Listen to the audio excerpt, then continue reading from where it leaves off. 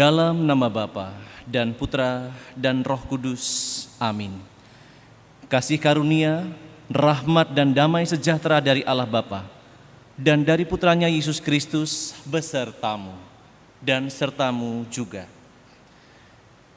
Saudari-saudara yang terkasih, rasanya kali ini adalah tahun liturgi kedua di mana kita secara pribadi dan bersama-sama tidak bisa merayakan kebersamaan dalam pertemuan APP. Tetapi kita hari ini diajak untuk memaknai masa-masa berat ini dengan terus menyadari panggilan kita sebagai orang beriman, yaitu membawa kebahagiaan, membawa keselamatan. Maka kita yang sudah diundang memasuki masa Prapaskah ini, kita juga diajak untuk menyadari kurang lebih selama 40 hari bagaimana kita belajar seperti Tuhan Yesus yang juga mempersiapkan hidupnya demi karya keselamatan.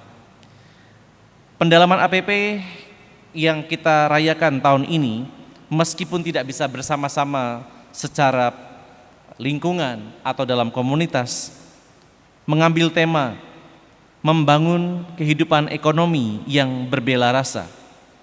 Semakin bertobat, semakin solider. Tema yang mengajak kita selalu ingat tugas kita untuk peduli dan berbela rasa pada mereka yang membutuhkan. Kita semua adalah orang-orang yang rapuh. Terlebih dalam masa pandemi ini, tak seorang pun bisa membanggakan diri. Maka marilah kita juga mempersiapkan diri kita dalam pendalaman APP yang pertama ini, agar kita dapat mengambil manfaat yang baik untuk kehidupan rohani kita, terlebih dalam menyambut Paskah di tahun ini. Mari hening sejenak, kita mempersiapkan diri kita, mendengar apa yang gereja ingin sampaikan dalam hidup kita, terlebih berkaitan dengan tema pertemuan pertama ini, membangun ekonomi yang berbela rasa seperti kehendak Pencipta.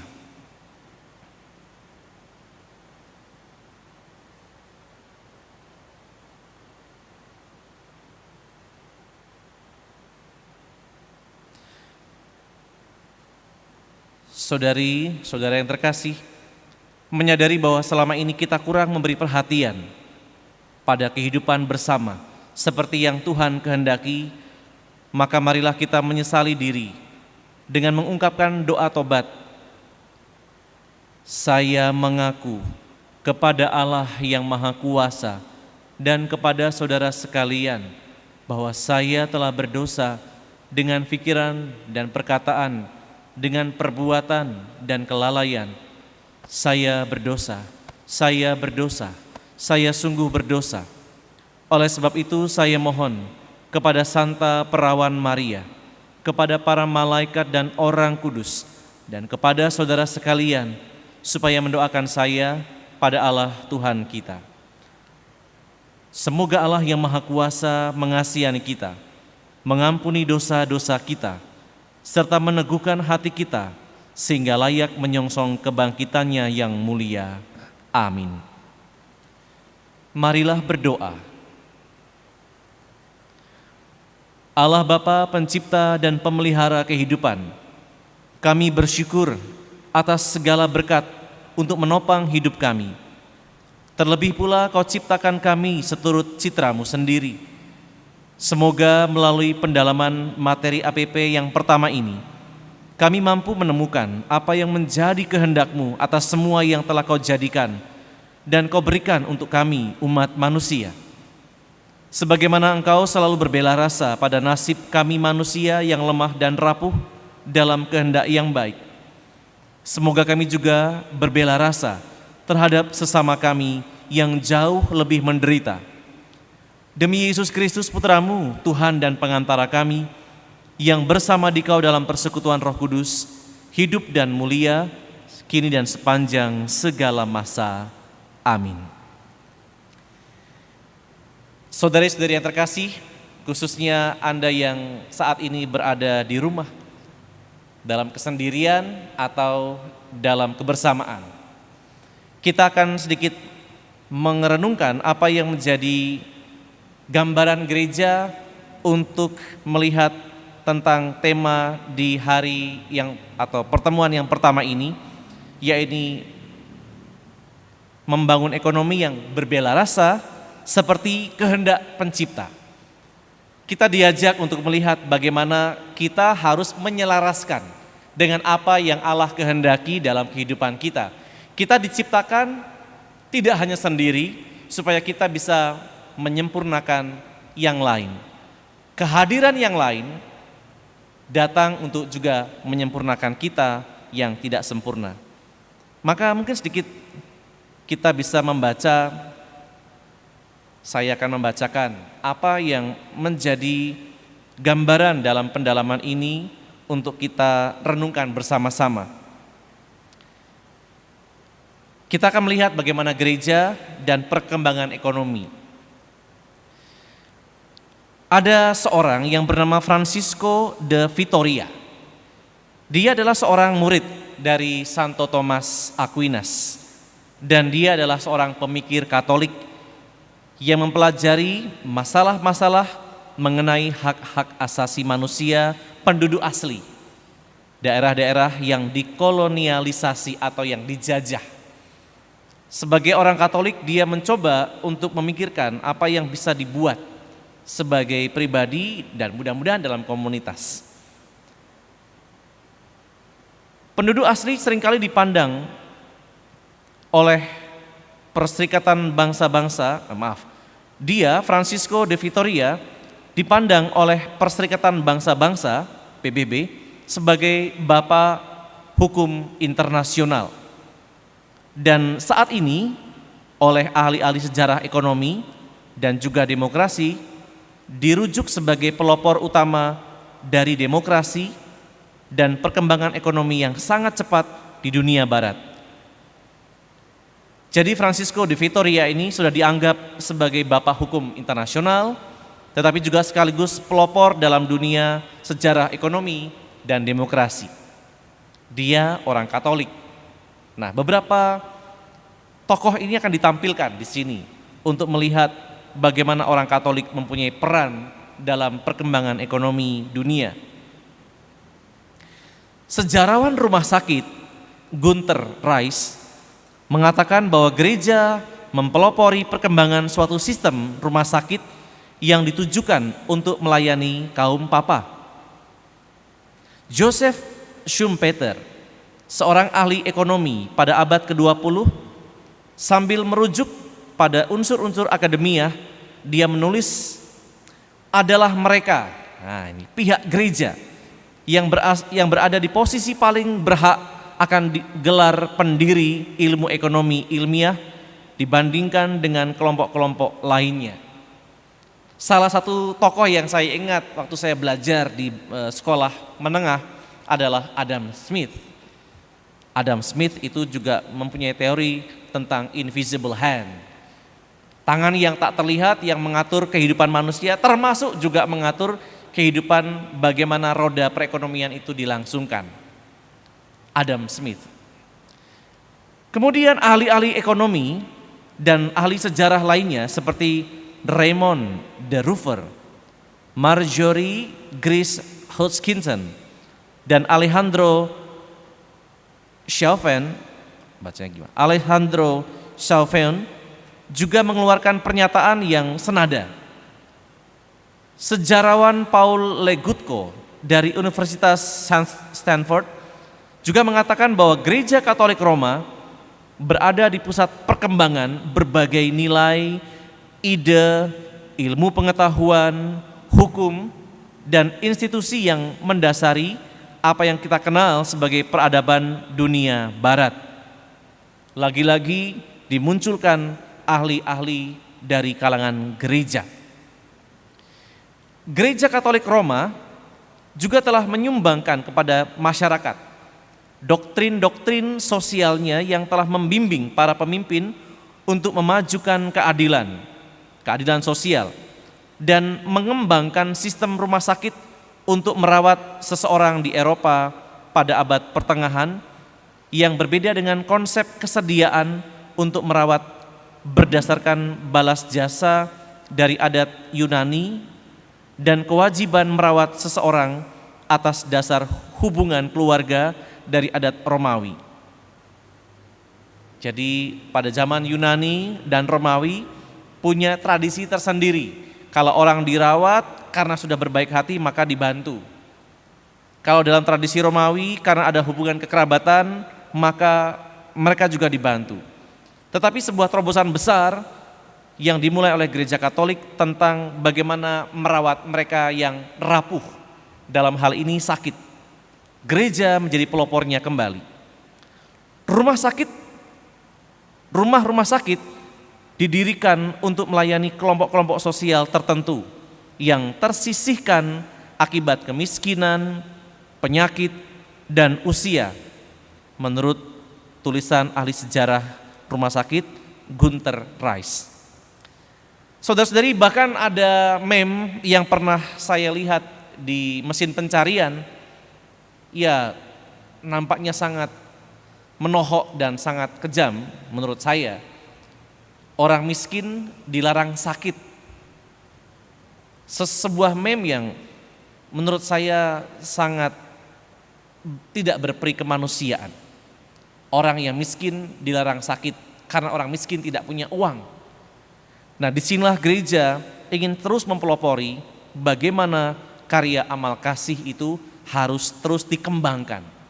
Bela rasa itu tidak hanya dengan memberikan bantuan-bantuan material, tetapi juga memberikan bantuan-bantuan yang sifatnya spiritual, yaitu penyembuhan. Semua yang tadi saya katakan di awal itu diambil dari sumber Wikipedia Indonesia. Kutipan dari Wikipedia ini hanya sekadar untuk menunjukkan bahwa sejatinya membangun ekonomi demi kesejahteraan umat manusia adalah selaras dengan kehendak Allah sendiri, terutama melalui sabda yang hidup yang menjadi manusia, yakni Kristus, yang menghendaki gerejanya mengambil pilihan untuk mengabdi kepada kaum miskin, atau yang lebih kita kenal dengan option for the poor. Dan gereja melalui ajaran sosialnya senantiasa menempatkan diri secara aktual dalam peran pengabdian sampai akhir zaman nanti. Saudara-saudari, mungkin sebagian dari kita tidak terlalu banyak mengenal dengan baik. Saya juga hanya mengenal sedikit tentang ajaran sosial gereja. Tetapi yang jelas bagaimana gereja diundang untuk terbuka kepada dunia. Dalam Gaudium et Spes diungkapkan, derita dan duka dunia adalah derita dan duka gereja. Artinya gereja ingin masuk kepada situasi penderitaan itu. Suka dan kegembiraan dunia juga menjadi suka dan kegembiraan gereja. Apapun yang dialami oleh umat manusia, gereja ingin melibatkan diri. Sama seperti Kristus. Dia yang adalah Allah, dia mau menjadi manusia. Dia yang sebenarnya bisa saja enak-enak di surga, tetapi dia mau menderita supaya manusia selamat. Nah, dari sinilah kita juga bisa melihat keteladanan utama yang diambil oleh para tokoh-tokoh tadi, baik oleh murid dari Santo Thomas, Francisco de Vitoria, atau juga Gunther Reis, atau juga seperti para ahli yang lain, Raymond de Roover, Marjorie Griggs Hutchinson, dan Alejandro Calvin. Kita juga diajak, ini hanya salah satu atau beberapa dari tokoh-tokoh yang mengambil inspirasi dari perendahan diri Tuhan Yesus. Dan masa APP ini kita juga diajak untuk belajar bagaimana mengenal makna bela rasa, makna bersolidaritas seperti yang dialami, yang dibuat juga oleh Tuhan Yesus. Saudara-saudari yang terkasih, Ajaran sosial gereja itu banyak sekali. Tapi intinya adalah bagaimana kita diajak untuk melibatkan diri dalam kehidupan mereka yang tersingkirkan, atau dalam bahasa yang lebih mudah dikenal, kecil, lemah, miskin, tersingkir, dan difabel. KLMTD, kecil, lemah, miskin, tersingkir, dan difabel atau yang cacat. Kita bisa melihat yang kecil siapa? Ya mereka-mereka yang tidak dipandang karena mungkin statusnya, karena pendidikannya dan sebagainya. Yang lemah seperti mereka yang sakit, yang tak berdaya. Kecil, lemah, miskin, ya tentu saja kata miskin sudah sangat merujuk kepada pertama-tama soal material, tetapi juga miskin dalam arti kekayaan kehidupannya. Dan dengan situasi itu kita tidak boleh sebagai murid Tuhan Yesus menyingkirkan mereka. Dan juga kepada mereka yang berkebutuhan. Terkadang kita tahu bagaimana susahnya membantu saudara kita yang berkebutuhan khusus. Maka paling tidak, kalaupun kita tidak bisa membantu, minimal kita tidak melecehkan mereka. Saya punya pengalaman ketika saya berkarya di Keuskupan Agung Jakarta, bagaimana gereja keuskupan mengajak kita juga untuk berbela rasa kepada keluarga-keluarga yang mempunyai anggota keluarganya yang difabel. Contoh, misalnya ada anak yang datang ke gereja, dia berkebutuhan khusus. Lalu anak itu over dalam aktivitasnya. Terkadang umat gereja tanpa sadar, spontan akan mengatakan, anak kok gak bisa diatur sih? Ibunya ini gimana sih? Bapaknya gimana sih? Mereka tidak mengerti bagaimana susahnya mendampingi anak-anak yang berkebutuhan khusus seperti itu. Tetapi mereka justru malah membuat statement-statement yang tajam.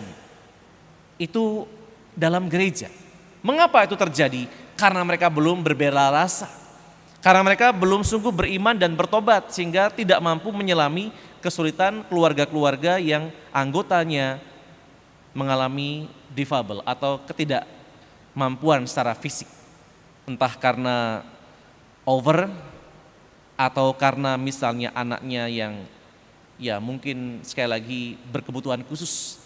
Maka di gereja, di Keuskupan Agung itu mereka mengadakan seringkali dalam setahun sekali atau 2 kali perayaan Ekaristi untuk keluarga-keluarga yang anaknya berkebutuhan khusus.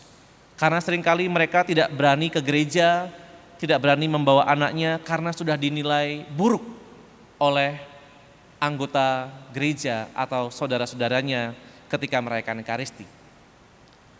Saudara-saudari, ini salah satu bagian di mana kita juga diajak menyelaraskan apa yang Tuhan Allah kehendaki dalam semangat berbela rasa itu.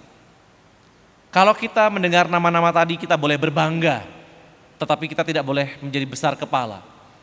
Justru kita juga harus mempunyai spirit atau mempunyai semangat yang sama untuk bisa menjadikan wajah kasih Tuhan itu ada.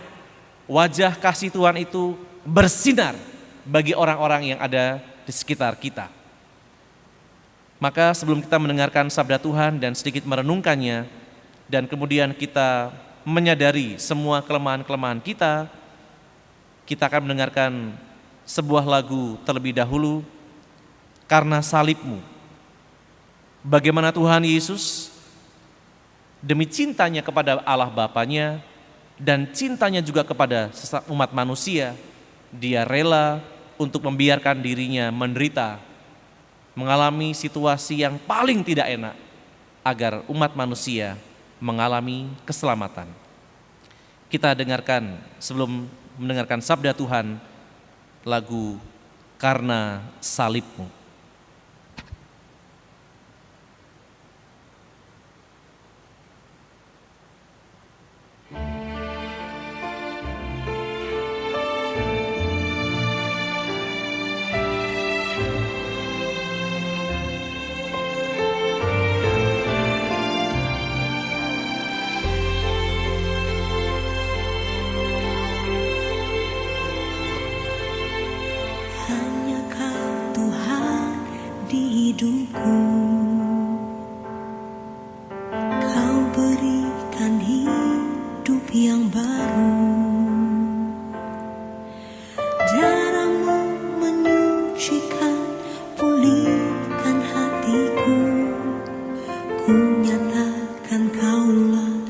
segalanya. Engkaulah sumber pengharapan, kuasa-Mu sanggup menyembuhkan. Jiwaku pun berserah hanya kepadamu, Yesus, Kaulah segalanya. Karena salib-Mu ku hidup, karena salib-Mu ku menang. Engkau yang berkuasa sanggup untuk melakukan mujizat-Mu di hidupku.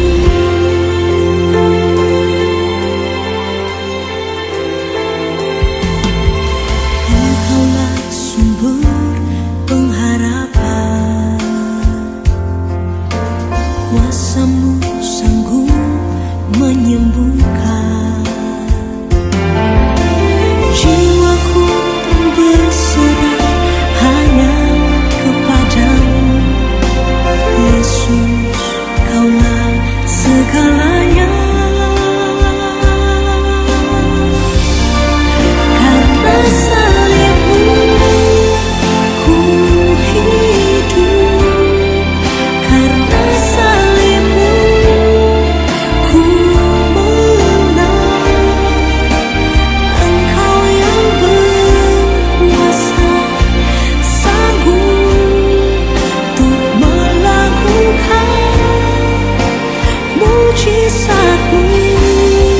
Karena salib-Mu ku hidup, karena salib-Mu ku menang. Engkau yang berkuasa sanggup untuk melakukan mujizat-Mu di hidupku. Karena salib-Mu ku hidup, karena salib-Mu ku menang. Engkau yang berkuasa sanggup untuk melakukan mujizat-Mu di hidupku. Untuk melakukan mujizat-Mu di hidupku.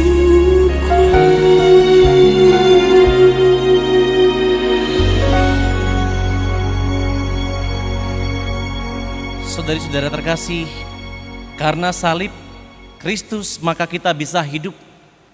Dan kita juga diajak untuk mengerjakan mujizat Tuhan, tidak hanya bagi diri kita, tapi juga bagi orang lain. Mungkin kita tidak menjadikan mujizat itu seperti membangkitkan orang atau menyembuhkan orang dengan sekali jentik, tetapi kita memberikan mujizat Tuhan dengan memberikan penghiburan, bantuan yang bisa kita buat meskipun sederhana. Karena itu adalah tanda bahwa kita sahabat-sahabatnya dan juga anak-anak Allah. Maka mari kita mendengarkan sabda Tuhan yang ditawarkan dalam pertemuan pertama ini, yang diambil dari surat pertama Rasul Yohanes bab 3 ayat 10 sampai dengan 18. Surat pertama Rasul Yohanes bab 3 ayat 10 sampai 18. Inilah tandanya anak-anak Allah dan anak-anak iblis. Setiap orang yang tidak berbuat kebenaran tidak berasal dari Allah. Demikian juga barang siapa yang tidak mengasihi saudaranya. Sebab inilah berita yang telah kamu dengar dari mulanya, yaitu bahwa kita harus saling mengasihi. Bukan seperti Kain yang berasal dari si jahat dan yang membunuh adiknya. Dan apakah sebabnya ia membunuh? Sebab segala perbuatannya jahat dan perbuatan adiknya benar.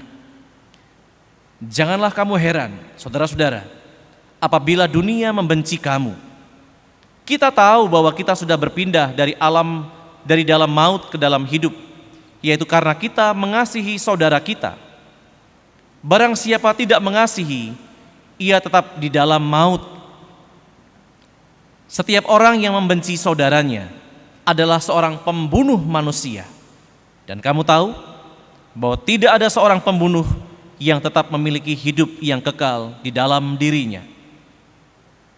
Demikianlah kita ketahui kasih Kristus, yaitu bahwa Ia telah menyerahkan nyawanya untuk kita.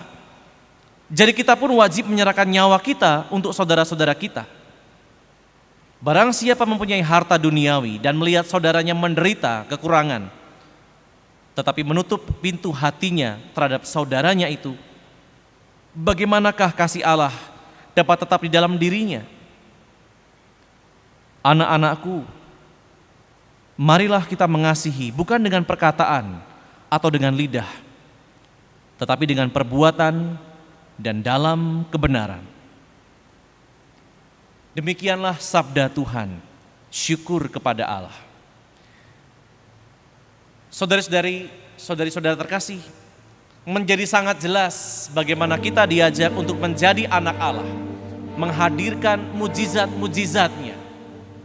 Allah menghendaki agar manusia berbagi sukacita, sama seperti yang dialami oleh banyak orang ketika berjumpa dengan Yesus. Dalam kerapuhan, mereka bisa melihat kasih Allah. Dalam kejatuhan, mereka masih bisa merasakan kekuatan Allah, karena Yesus hadir. Dan menjadi sangat jelas tadi, bagaimana ketika orang tidak mengasihi saudaranya, dia adalah pembunuh. Maka dosa yang kejam juga adalah ketika orang mengabaikan saudaranya. Ketika orang tidak mempedulikan orang-orang di sekitarnya. Dosa yang tak bisa diampuni memang dosa menyangkal Roh Kudus. Tetapi dosa yang kejam juga adalah ketika orang tidak mampu mengasihi saudaranya. Saudara-saudari, mari di masa Prapaskah ini kita membangkitkan kesadaran kita lebih dalam lagi, bahwa Allah menghendaki kita menghadirkan dirinya,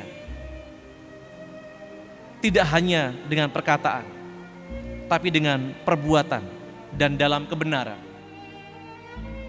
Santo Yohanes tadi juga menunjukkan bahwa ketika ada orang yang berbuat baik, justru orang yang berbuat jahat seringkali menjadi iri. Dan itu digambarkan dengan hadirnya Kain. Kain yang tidak suka melihat adiknya di mana persembahannya itu diterima karena dia memberikan yang terbaik, sedangkan dia memberikan yang abal-abal, yang penting ada. Dan ketika persembahan sang adik diterima oleh Allah, dia menjadi marah. Dan ketika adiknya juga memperoleh apa yang baik dari Allah, dia menjadi kecewa. Dan akhirnya karena perasaan marah itu, dia membunuh saudaranya sendiri. Inilah kekejaman Kain yang seringkali juga tanpa kita sadari juga hadir dalam diri segelintir dari umat manusia. Iri dengan orang lain atas keberhasilannya, atas kesuksesannya, atas prestasinya, atas harta yang dimiliki, kemudian membenci orang itu, memberitakan hal-hal yang buruk. Inilah yang tadi disebut oleh Santo Yohanes. Dia adalah seorang pembunuh. Maka mari sekarang sejenak kita hening, kita menyadari dosa-dosa kelalaian kita dalam menghadirkan wajah Allah.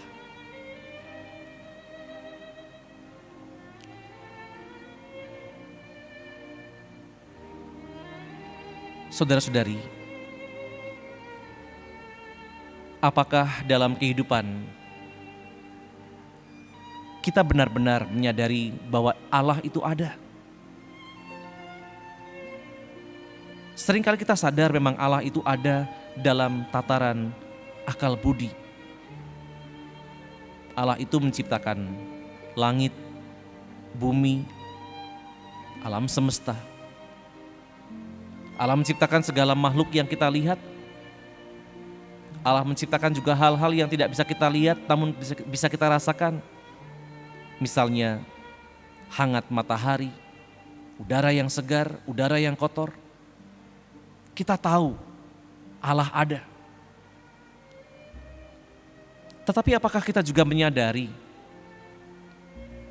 bahwa Allah juga hadir dalam diri saudara-saudari kita?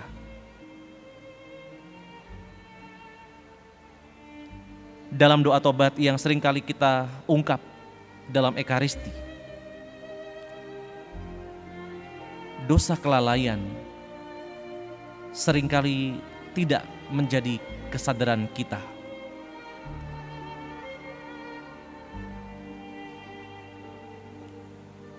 Kita lalai untuk mendoakan orang-orang. Kita lalai untuk memberikan sejenak pikiran kita mengingat orang-orang yang menderita hidupnya jauh daripada kita. Kita lalai untuk bersyukur kepada Tuhan bahwa saya sudah diberi oleh Tuhan karunia yang lebih baik, sehingga kita juga tetap bisa bersyukur atas orang-orang di sekitar kita. Kita juga lalai untuk memberikan apresiasi hal-hal positif kepada orang-orang di sekitar kita.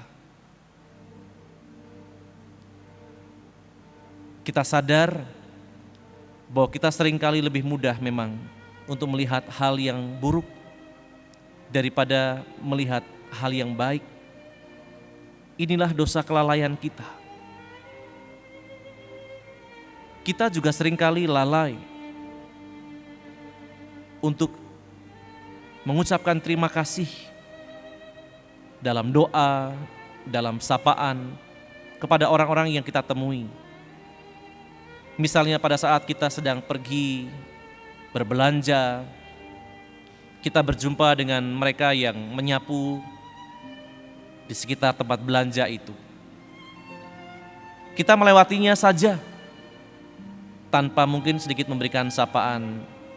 Selamat siang Pak, selamat siang Bu. Ungkapan sederhana itu sebenarnya tanda bahwa kita memberikan ucapan terima kasih. Karena mereka juga membantu, membersihkan, menjaga kesehatan tempat yang ada. Atau mungkin juga kepada pelayan-pelayan restoran, di mana kita seringkali mengajak keluarga-keluarga, rekan-rekan kita, di mana mereka dengan susah payah memberikan yang terbaik kepada para pelanggannya. Atau justru seperti sebagian kecil orang yang suka tidak terima dengan karya pelayanan mereka, memaki-maki, bahkan ada yang berbuat nista dengan mendustai soal makanan. Atau kita juga lalai untuk menyapa orang-orang yang ada di sekitar kita. Misalnya yang seringkali menjaga kebersihan lingkungan, RT, atau mungkin juga kalau kita punya pegawai-pegawai, rekan kerja. Karena kehadiran mereka, kita juga bisa menemukan makna kasih Tuhan. Saudara-saudari, sering kita juga lalai untuk menyadari bahwa Allah ada dalam hidup orang-orang di sekitar kita. Yesus, Dia juga hadir bersama kita. Dia ingin mengasah kepekaan kita akan kehadirannya. Apakah kita juga bisa melihat cahaya yang hadir dalam diri sesama kita. Sambil kita juga menunjukkan cahaya Kristus yang ada dalam diri kita kepada sesama.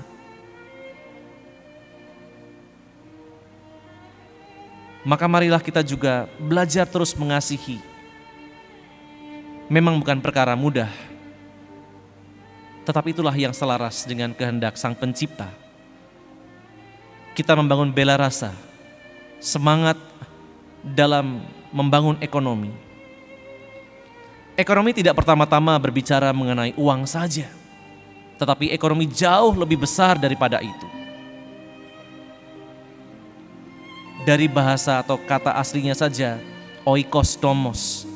Bagaimana orang diajak untuk melihat kemampuan kita mengatur rumah tangga. Rumah tangga itu ada di banyak sisinya. Keluarga, tempat kerja, lingkungan, negara, dunia. Maka mari kita membangun semangat bela rasa. Dunia adalah rumah kita. Meskipun kita berbeda, namun kita diajak untuk tetap memanggil mereka sebagai saudara.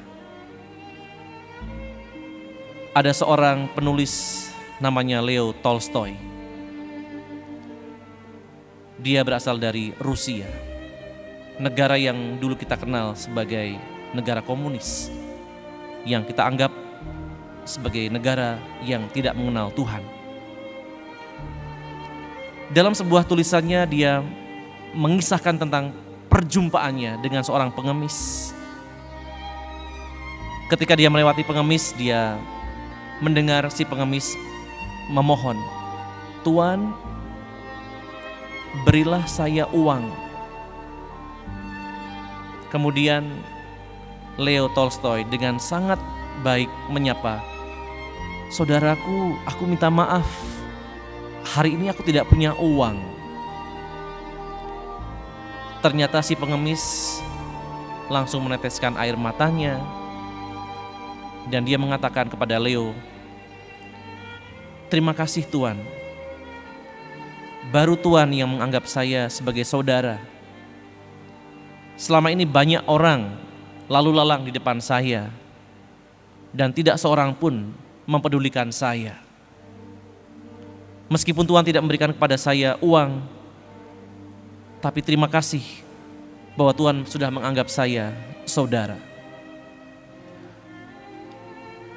Saudara-saudari yang terkasih, itulah yang dialami Leo Tolstoy dalam sebuah ceritanya.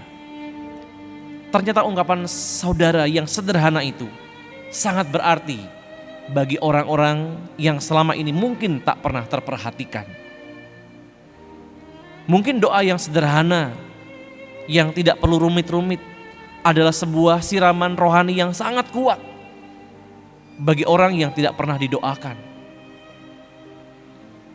Mungkin sebuah sentuhan di pundak adalah sebuah kekuatan baru untuk orang yang tidak pernah merasakan ada orang di sekitarnya.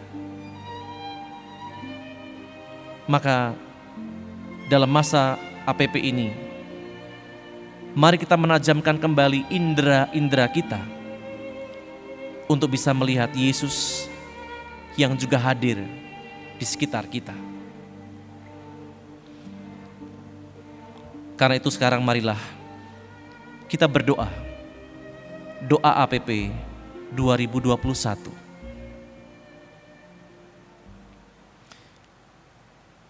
Ya Allah Bapa, sumber kehidupan kami bersyukur atas anugerah agung-Mu, yakni Kristus, Sabda-Mu yang menjadi manusia, dan Roh Kudus yang membimbing kami dalam seluruh hidup kami.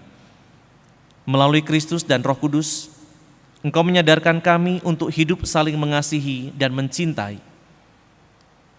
Ya Allah, Putra, penebus dunia, Engkau telah berbela rasa terhadap nasib kami yang terbelenggu oleh dosa dan kejahatan. Engkau yang datang untuk membawa tahun rahmat Tuhan, menghibur yang berduka, menyembuhkan yang sakit, membebaskan para tawanan, juga mengajar kami hidup peduli pada yang miskin dan selalu terdorong untuk berbagi kepada yang membutuhkan. Tingkatkanlah jiwa solidaritas di antara kami, supaya tercipta kehidupan yang harmonis seperti yang Kau kehendaki dan ajarkan. Ya Allah Roh Kudus, curahkanlah Roh-Mu agar membimbing kami menuju hidup kekal melalui karya pelayanan kasih sejati kepada sesama kami. Hati kami yang egois, lunakkanlah. Jiwa kami yang keras, lembutkanlah. Dan kasih kami yang beku, cairkanlah. Serta niat kami yang jahat, hancurkanlah. Semangat kami yang lesu, kobarkanlah. Dan mata kami yang buta terhadap kebenaran, melekkanlah. Agar kami melihat dalam diri sesama kami yang menderita, wajah Allah sendiri yang penuh belas kasih. Kini ya Allah Tritunggal Maha Kudus, ke dalam tangan-Mu kami serahkan segala kehidupan kami, agar kami selalu termotivasi menjawab panggilan-Mu dalam menciptakan kehidupan ekonomi yang berbela rasa, demi tercapainya kesejahteraan bersama untuk seluruh umat manusia. Dan semoga kami umat-Mu layak merayakan hari Paskah yang cerah. Terpujilah nama-Mu yang kudus dengan segala kepenuhan kemuliaan surgawi, yang hidup dan berkuasa seperti pada permulaan, sekarang selalu, dan sepanjang segala masa. Amin. Saudara-saudari, marilah sekarang kita mempersatukan seluruh doa-doa kita, kesadaran kita, niat batin kita meskipun sederhana, dengan doa yang Tuhan Yesus sendiri ajarkan. Bapa kami yang ada di surga, dimuliakanlah nama-Mu, datanglah kerajaan-Mu, jadilah kehendak-Mu di atas bumi seperti di dalam surga.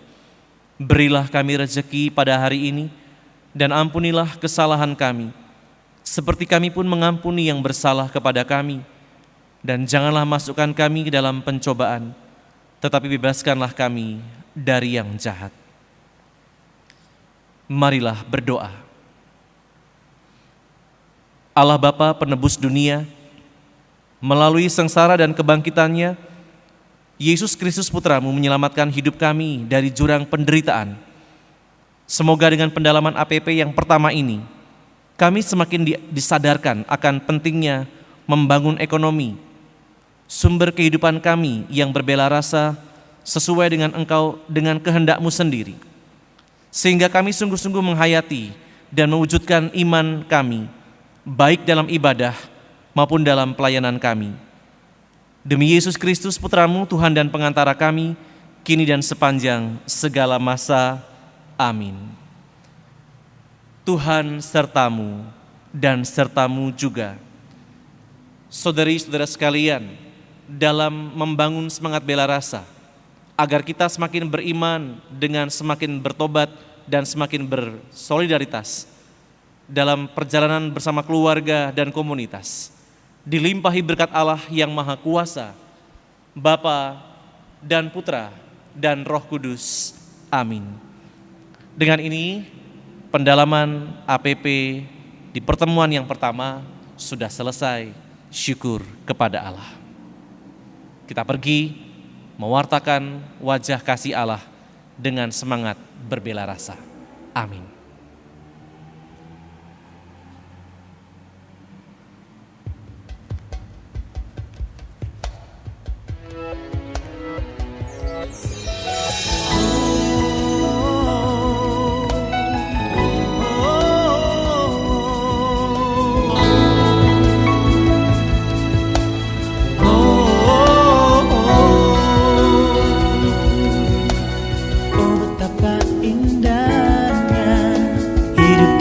Jalani tiada waktu terlewat tanpa bahagia.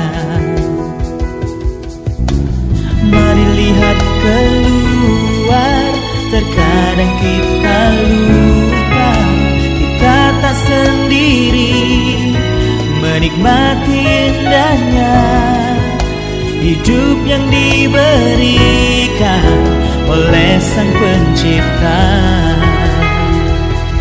Bagaimana dengan mereka yang menjerit karena lapar dan hidup dari belas kasihan orang seperti kita? Bagaimana dengan mereka yang tak punya apa-apa, apa yang telah kita buat? Karena kita diciptakan untuk berbagi hidup